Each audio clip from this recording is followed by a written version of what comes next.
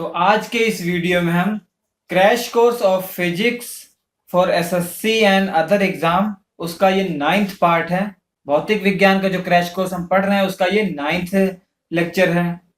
इसके पहले 8 lecture upload हो चुके हैं। तो लास्ट क्लास में हमने गुरुत्वाकर्षण खत्म किया था। हमने आपको सब बता दिया था, लास्ट में प्लान वेग के बारे में आपको सब बता दिया गया था डिटेल। तो आज का हमारा चैप्टर है दाब। दाब के बारे में आज हम पढ़ेंगे। ये बहुत ही इंपॉर्टेंट चैप्टर है, आपको पूरा वीडियो देखना है। इसमें बहुत अच्छे अच्छे टर्म आएंगे, जैसे पास्कल का जो नियम है दाब द्रव के बारे में वो आपको मालूम होना चाहिए। और सबसे ज्यादा जो क्वेश्चन पूछा जाता है गलनांक और क्वथनांक पे, मतलब दाब का प्रभाव क्या पड़ता है गलनांक और क्वथनांक पे, किसी भी लिक्विड या किसी भी चीज पे। ठीक है, उसको मैं डिटेल में आपको बता दूंगा कि इसमें कंफ्यूजन नहीं होगा। कोई भी क्वेश्चन आएगा इसके रिलेटेड आप आसानी से कर लेंगे। उसके लिए आप हमारा पूरा वीडियो देखते रहिए। चलिए शुरू करते हैं। सबसे पहले मैं आपको बेसिक चीज बता देता हूँ दाब के बारे में। दाब देखिए क्या होता है। दाब को इंग्लिश में कहते हैं प्रेशर। अब दाब होता है किसी सतह के एकांक क्षेत्रफल पर लगने वाले बल को दाब कहते हैं। मान लिया ये एक क्षेत्रफल है, ये एक क्षेत्रफल है जिसका मान कितना है ए है, जिसका एरिया कितना है ए है। अब इस पूरे क्षेत्रफल पर बल लगाया जा रहा है, इसके लंबवत क्या है बल लगाया जा रहा है। अब बल मैंने मान लिया एफ बल लगाया जा रहा है। अब अगर कोई पूछे इस सतह पर कितना दाब लग रहा है तो आप क्या करेंगे, इसके 1 मीटर स्क्वायर क्षेत्रफल को लेंगे, उस पे जितना बल लग रहा होगा मेजर करेंगे, वही क्या बोलेंगे इतना दाब लग रहा है। तो देखिए अगर ए क्षेत्रफल पर टोटल लगने वाला बल एफ है तो 1 मीटर स्क्वायर क्षेत्रफल पर लगने वाला बल क्या हो जाएगा एफ बाई ए हो जाएगा ना। ए मीटर स्क्वायर क्षेत्रफल पर अगर एफ बल लग रहा है तो 1 मीटर स्क्वायर क्षेत्रफल मतलब एकांक क्षेत्रफल पर कितना बल लगेगा एफ बाई ए। और इसकी परिभाषा के अनुसार यही क्या होता है दाब होता है। तो दाब क्या हो जाएगा P बराबर एफ बाई ए। अब याद रखेंगे जो ये बल होता है इस सतह के, जिस सतह पर लग रहा है उसके लंबवत होना चाहिए। ठीक है, तो दाब बराबर क्या हो जाएगा बल बटा क्षेत्रफल, बल बटा क्षेत्रफल। यह एक, याद रखिए यह एक अदिश राशि है। यह एक क्या है अदिश राशि है, यह एक अदिश राशि है।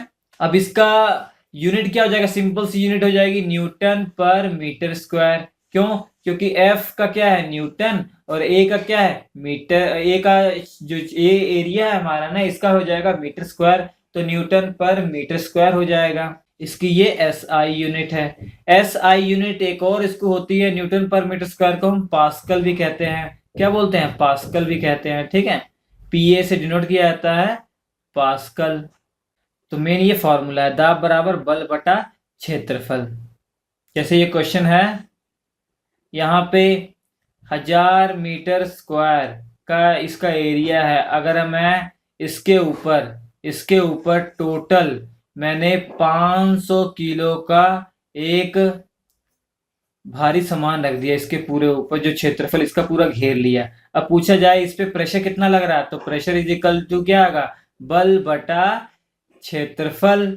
और बल क्या होगा m इंटू जी होगा, क्योंकि लंबवत नीचे की ओर बल गुरुत्वाकर्षण कारण कितना होगा mg होगा, अपॉन एरिया कितना 1000 है इसका, और m का वैल्यू 500 है, g का वैल्यू 9.8 मैंने 10 मान लिया सुविधा के लिए, तो ये 1000 होगा। ये कट जाएगा इससे, तो कितना आ गया 5 न्यूटन पर मीटर स्क्वायर बोले या 5 पास्कल बोले, बात एक ही है। समझ पा रहे हैं, ठीक है। एक और टर्म आता है जिसे हम बोलते हैं ना कि आज हमारे बाहर का टेम्परेचर है, मतलब घर से बाहर का टेम्परेचर इतना एटमॉस्फेयर है, इतना एटमॉस्फेयर है। तो एक वायुमंडलीय दाब भी होता है। ठीक है, तो ज्यादातर जो वायुमंडलीय दाब होता है ऐसे यूज किया जाता है कि मतलब इन्वायरमेंट का जो प्रेशर बताने के लिए वहां यूज किया जाता है। तो अगला टॉपिक क्या है हमारा वायुमंडलीय दाब। इसको इंग्लिश में बोला जाता है एटमॉस्फेरिक प्रेशर, एटीएम भी बोला जाता है, एटमॉस्फेरिक प्रेशर। ठीक है, एटमॉस्फेरिक प्रेशर। अब याद रखिए जो वायुमंडलीय दाब होता है ना, और वायुमंडलीय दाब को अगर नापा जाए वो इंस्ट्रूमेंट वो उपकरण कहलाता है बैरोमीटर कहलाता है। क्या कहलाता है बैरोमीटर से हम नापते हैं वायुमंडलीय दाब को। बैरोमीटर से, याद रखिए बैरोमीटर से नापा जाता है वायुमंडलीय दाब से। और जो वायुमंडलीय दाब नापा जाता है ना, या तो बोला जाए आज जो है बाहर का जो प्रेशर है 1 एटीएम, मतलब 1 वायुमंडलीय दाब या 1 एटमॉस्फेरिक प्रेशर है, ऐसा बोल दिया जाए। या बोल दिया जाए एक बार, ठीक है, एक बार बैरोमीटर से नापते हैं तो इसका यूनिट भी क्या हो जाएगा, बार हो जाएगा, या वायुमंडलीय दाब लिख दीजिए या बार लिख दीजिए, बात एक ही है। तो एक बार, ठीक है। अब एक बार जो होता है, अगर इसको मैं इस प्रेशर को मैं अगर SI में बदलूं तो एक बार जो होता है वो 10⁻⁴ लगभग 5 न्यूटन पर मीटर स्क्वायर या आपका पास्कल के बराबर होता है। 10⁵ न्यूटन पर मीटर स्क्वायर या पास्कल के बराबर होता है एक वायुमंडलीय दाब। ये एग्जैक्ट लगभग ये होता है ऐसे लगभग के बराबर। अगर एग्जैक्ट बोला जाए तो ये 1.01 इंटू 10⁵ 1.01 समथिंग इंटू 10⁵, ठीक है। तो ये नहीं याद करेंगे, 10⁵ लगभग मान लेंगे। कितना मान लेंगे, 10⁵ न्यूटन पर मीटर स्क्वायर या उतना पास्कल हो जाएगा। अब देखिए ये नापा कैसे जाता है, ये एक बार है, ये मतलब होता क्या है एक्चुअली। अब देखिए एक नली लीजिए, एक नली हमने ले लिया है, ठीक है। उसमें हमने क्या भर दिया, पारा भर दिया, क्या Hg भर दिया, पारा भर दिया हमने, क्या भर दिया, पारा भर दिया। अब इस नली का जो अनुप्रस्थ काट क्षेत्रफल है वो 1 मीटर स्क्वायर है। इस नली का जो क्रॉस सेक्शनल एरिया है वो कितना है, 1 मीटर स्क्वायर है, 1 यूनिट एरिया है इसका। अगर मैं यहाँ पे 76 सेंटीमीटर तक 76 सेंटीमीटर तक पारा भरूं, 76 सेंटीमीटर तक या 760 मिलीमीटर, बात तो एक ही है कि 760 मिलीमीटर बराबर होता है 76 सेंटीमीटर के, इतना मैं पारा भर दूं। अब इसका जो भार होगा ना, इस पारे का जो भार होगा वही किसके बराबर होगा, एक बार के बराबर होगा। कैसे, प्रेशर P बराबर भार कितना होगा इसका, M इंटू जी, एम मतलब कितना, किसका द्रव्यमान, Hg का द्रव्यमान, ये Hg का द्रव्यमान पारा का द्रव्यमान इंटू जी अपॉन 1 मीटर स्क्वायर एरिया। तो ए इज इक्वल टू कितना है, 1 मीटर स्क्वायर, तो M इंटू जी आ गया। तो P इज इक्वल टू किसके बराबर होगा, mg के, मतलब इसके भार के बराबर। अगर 76 सेंटीमीटर ऊंचाई पर इतना पारा हमने भरा 1 मीटर स्क्वायर पे, जितना इसका भार होगा वही क्या कहलाएगा, एक बार कहलाएगा, एक एटीएम कहलाएगा या एक बार कहलाएगा। आप समझ गए वायुमंडलीय दाब को कैसे नापा जाता है। अब हम बात कर रहे थे बैरोमीटर से मेजर किया जाता है। अब बैरोमीटर जो होता है ना, बैरोमीटर की सहायता से मौसम संबंधित पहले से जानकारी प्राप्त कर सकते हैं, मौसम में क्या होने वाला है। अब जैसे ये बैरोमीटर है आपका, मान लिया बैरोमीटर है, ठीक है। अगर उसका पाठ्यांक एकाएक अगर नीचे उतरे, अगर एकाएक नीचे गिरने लग जाता है तो मान लो कि आंधी आने की संभावना है। जिस क्षेत्र पे हमने रखा हुआ बैरोमीटर, अगर उसका पाठ्यांक जो है एकाएक नीचे गिरना शुरू हो जाए तो मान लो वहां पे क्या होने वाली है, आंधी आने वाली है। अगर ये धीरे धीरे नीचे गिरे, अभी एकाएक गिरे तो आंधी आएगी, अगर ये धीरे धीरे गिरे, धीरे धीरे पाठ्यांक नीचे गिरे, इसका मतलब क्या हो जाएगा कि बारिश होने वाली है। क्या होने वाली है, बारिश होने वाली है। अगर जो बैरोमीटर का पाठ्यांक धीरे धीरे ऊपर चढ़ता है, धीरे धीरे ऊपर चढ़ता है, तो जो ऐसा पता लगेगा कि दिन जो है पूरी तरीके से साफ है, दिन जो है पूरी तरीके से साफ है। तो इस तरीके से बैरोमीटर का जो यूज है हम मौसम की पहले से जानकारी में भी यूज कर सकते हैं। तो आपको वायुमंडलीय दाब के बारे में पता लग गया होगा। और पृथ्वी सतह से ऊपर अगर हम जाते हैं तो वायुमंडलीय दाब जो है कम होता है। अगर पृथ्वी सतह से नीचे आते हैं तो वायुमंडलीय दाब बढ़ता है। ऊपर जाएंगे तो दाब कम होगा, नीचे जाएंगे तो दाब बढ़ जाएगा। इसलिए पहाड़ों पे खाना बनाना मुश्किल हो जाता है।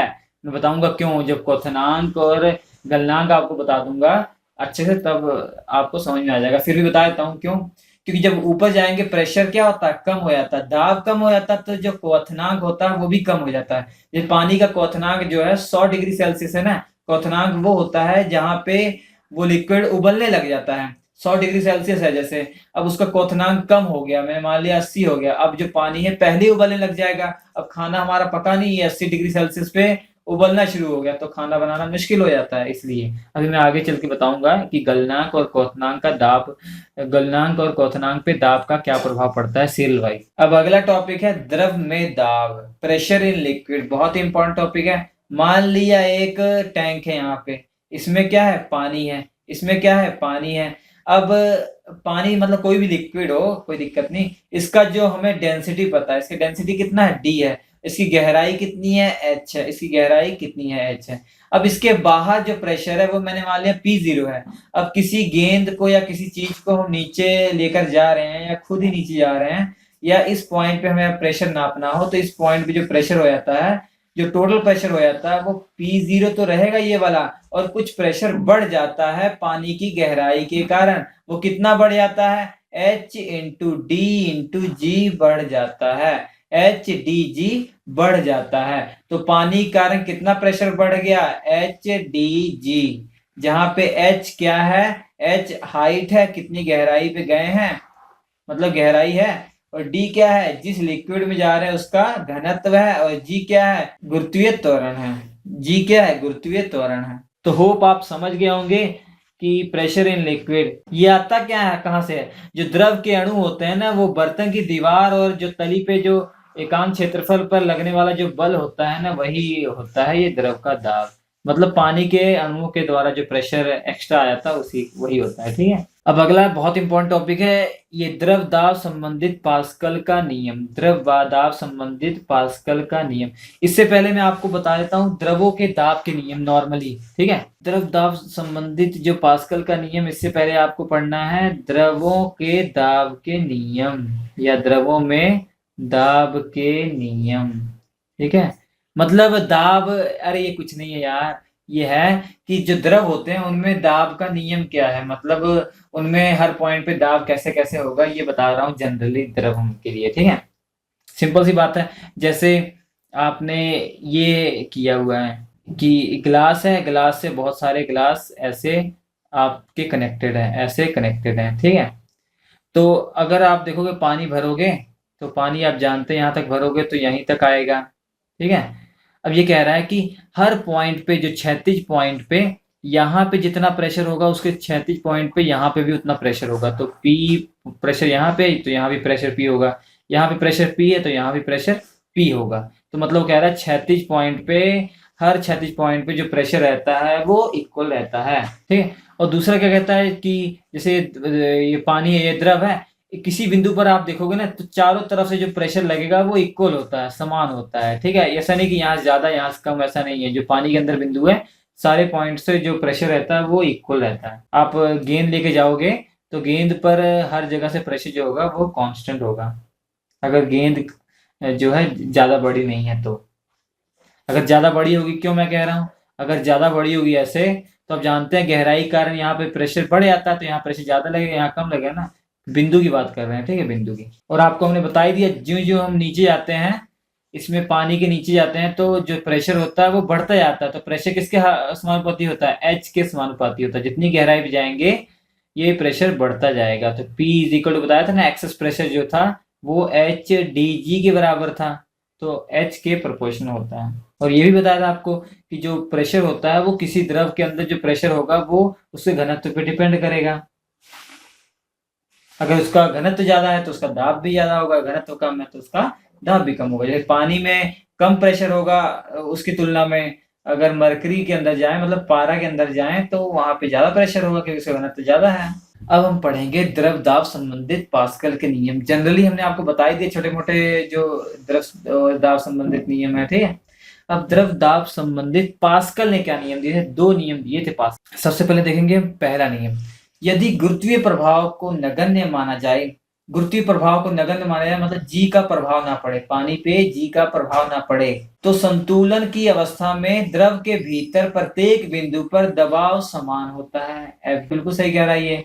देखिए यहाँ पे आपको प्रेशर P बताया था, यहाँ पे प्रेशर कितना बढ़ गया था H हाइट के कारण, P plus HDG total pressure हो गया था ना। अगर G का, ये D आ जाएगा, ठीक है। अगर G का प्रभाव नगण्य माने तो ये 0 हो जाएगा। जितना प्रेशर यहाँ है उतना प्रेशर यहाँ भी तो है, मतलब हर पॉइंट पे उतना प्रेशर होगा, यही कह रहा है। अगर गुरुत्वीय प्रभाव को नगण्य मान लिया जाए तो क्या होगा, तो संतुलन की अवस्था में द्रव के भीतर प्रत्येक बिंदु पर जो दबाव होगा वो समान रहेगा। ये समझ आ गया। इसका यूज करके बहुत अच्छी चीजें बनाएंगे, अभी हम देखना है, बहुत इंपॉर्टेंट है ये।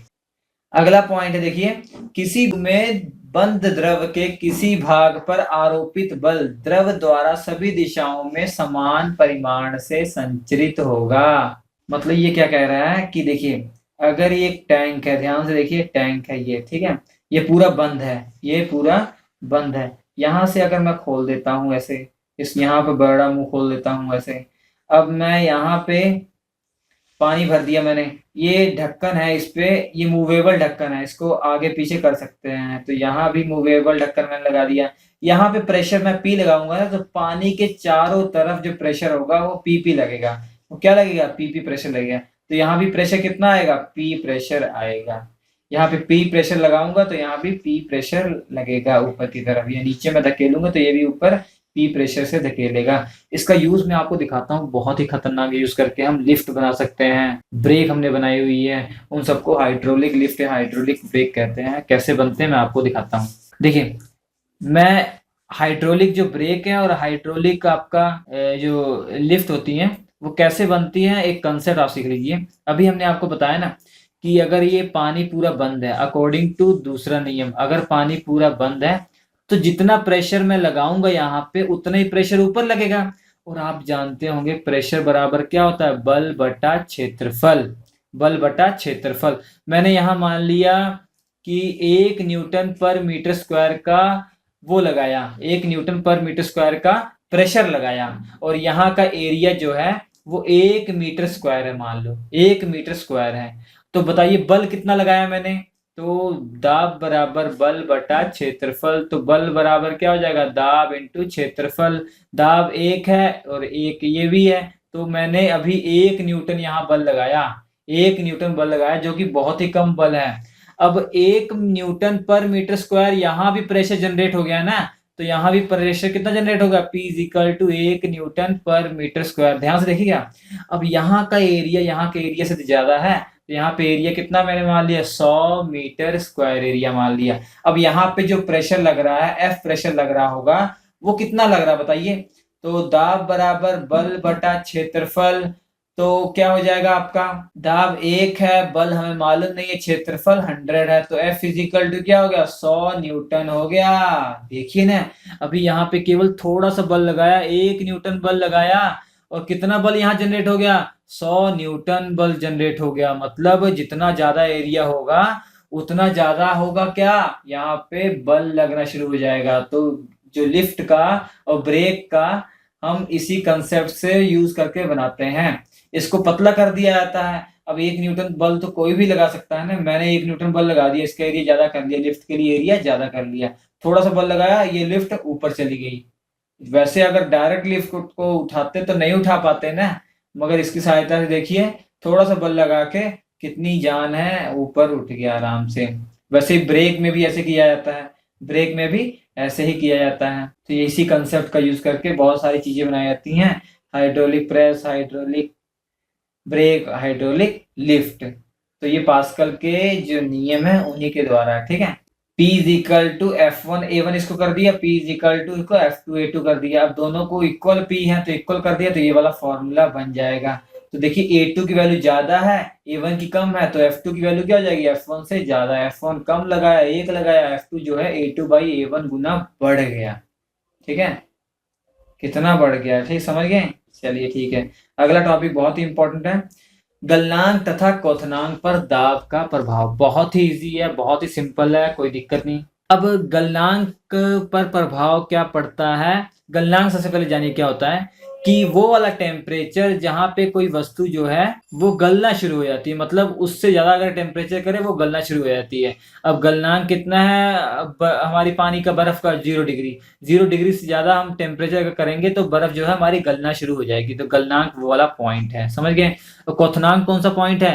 क्वथनांक वो वाला पॉइंट है जब वो उबलना शुरू हो जाए, मतलब द्रव अवस्था से गैसीय अवस्था में चेंज होना शुरू हो जाए, जो पानी है भाप में बदलना शुरू हो जाए, तो वो क्वथनांक होगा। इसके लिए 100 होगा। ठीक है, यहाँ सॉलिड से क्या होगा? लिक्विड बन रहा है, हमारा जो पानी है सॉलिड से लिक्विड बन रहा है। अब देखिए गलनांक पर प्रभाव, गलनांक पर प्रभाव दाब का जो होता है वो आपको 2 कैटेगरी में याद करना है।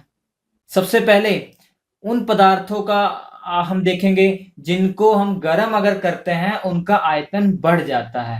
ठीक है, जिन पदार्थों को गर्म करने पर उनका आयतन बढ़ जाता है, आयतन अगर बढ़ जाए, इफ हम गर्म करें, अगर हम गर्म करें जिन पदार्थों का आयतन बढ़ जाएगा उनके लिए आप याद कर लीजिए, तो उनका हम प्रेशर बढ़ाएंगे तो गलनांक भी क्या होगा, बढ़ जाएगा। समझ में आया कि नहीं?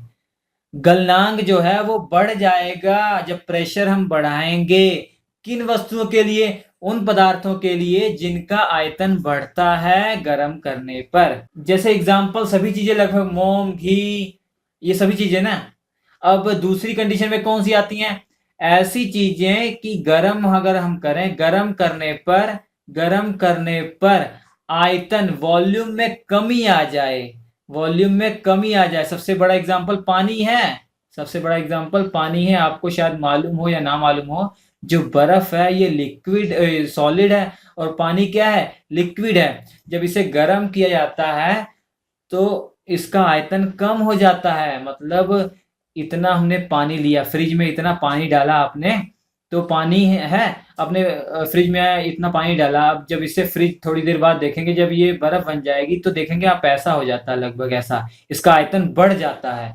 तो ये बहुत कम चीजें हैं ऐसी कि लिक्विड अवस्था में कम आयतन है और सॉलिड में ज्यादातर आपने देखा होगा कि जो द्रव अवस्था में आयतन वो सबसे ज्यादा हो जाता है, और जब वो सॉलिड अवस्था में होता है उसका आयतन सबसे कम होता है। मगर पानी के केस में ऐसा होता है कि अगर हम गर्म करेंगे, इसको गर्म करेंगे, इसका आयतन कम हो जाएगा। पानी अवस्था में जब आएगा इसका आयतन कम हो जाएगा। उन वस्तुओं के लिए जब हम प्रेशर बढ़ाएंगे उनका गलनांक जो है वो कम हो जाएगा। ठीक है, अगर हम प्रेशर ज्यादा कर दें तो गलनांक कम हो जाएगा। गलनांक 0 डिग्री सेल्सियस था, वो -10 डिग्री सेल्सियस हो जाएगा। समझ गए? और क्वथनांक का तो बहुत इजी है, चाहे कोई भी द्रव हो, सारे पदार्थों के लिए, सारे सभी द्रवों के लिए P बढ़ाओ तो क्वथनांक बढ़ जाएगा। ठीक है, क्वथनांक बढ़ जाएगा। ठीक है, प्रेशर बढ़ाओगे तो क्वथनांक जो है आपका बढ़ जाएगा। किसी भी द्रव के लिए अगर हम दाब को बढ़ाते हैं उसका क्वथनांक बढ़ जाता है, इसमें कोई भी कंडीशन नहीं है। मगर गलनांक में एक कंडीशन है। दो टाइप के पदार्थों के लिए, एक तो वो जिनका आयतन बढ़ता है गर्म करने पर, एक तो वो जिनका आयतन कम होता है गर्म करने पर। अब उनके लिए जिनका आयतन बढ़ता है गर्म करने पर, उनके लिए डायरेक्टली प्रोपोर्शनल होता है प्रेशर, गलनांक और प्रेशर एक दूसरे के डायरेक्टली प्रोपोर्शनल होंगे। मतलब गलनांक बढ़ेगा अगर प्रेशर बढ़ाएंगे, जबकि दूसरी कंडीशन में गलनांक कम हो जाएगा अगर प्रेशर बढ़ाएंगे। समझ में आ गया आपको? तो यही पूरी बात थी। ये प्रेशर में इतने सारे आपसे क्वेश्चन पूछे जा सकते हैं। इसके बाद वाले वीडियो में आपको बताऊंगा उत्प्लावन बल, ये सब आपको बताऊंगा। और पल्लवन का नियम आपको आना चाहिए। अपेक्षित घनत्व जो है इसी में पूछा जाता है। ठीक है, और इसमें आपका आर्किमिडीज का जो सिद्धांत है वो भी आएगा, बहुत इंपॉर्टेंट। तो आगे वाला वीडियो भी आपके लिए बहुत इंपॉर्टेंट है। अगर वीडियो अच्छा लगा हो तो प्लीज लाइक कीजिएगा। स्क्रीन पर आपके 4 वीडियो आ रहे हैं, आप जरूर देख लीजिएगा, आपके एग्जाम के रिलेवेंट हैं, अच्छे लगेंगे आपको। अगर आप हमारे नए सब्सक्राइबर तो सब्सक्राइब कर लीजिए ताकि सारे वीडियो आपको शीघ्र मिलते रहें। हम आपसे मिलेंगे अगले एपिसोड में, तब तक के लिए नमस्कार।